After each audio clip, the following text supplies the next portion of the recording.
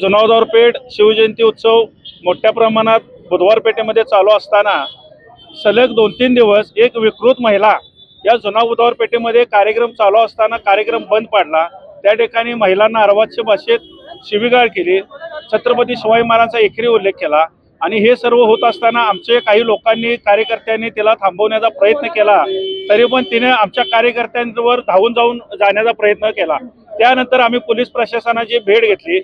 सिद्धार्थनगर आणि जुनावदार पेठ ह्या दोन्ही समाजातील लोकांनी एकत्र आम्ही आहोत याचा संदेश दिला, तरी पण संध्याकाळी त्या महिलेने येऊन पुन्हा एकदा कार्यक्रम चालू असताना त्या ठिकाणी येऊन दंगा करून अॅट्रॉसिटीचा गुन्हा तुमच्या सर्व मंडळावर दाखल करणार आणि त्या ठिकाणी बसलेल्या महिलांच्या अंगावर दगडफेक केली।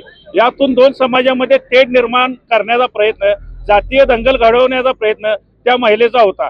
यामुळे आम्ही सिद्धार्थनगर आणि जुनावदार पेठेतील सर्व नागरिक लक्ष्मीपुरी डिव्हिजनला पोलीस निरीक्षकांची भेट घेऊन ती जी विकृत महिला आहे तिच्यावर योग्य कारवाई करावी मागणी आणि दोन्ही समाजाने संदेश दिलेला आहे की आमच्या दोन्ही समाजामध्ये कुठलाही तेढ नाही, आम्ही एकच आहोत।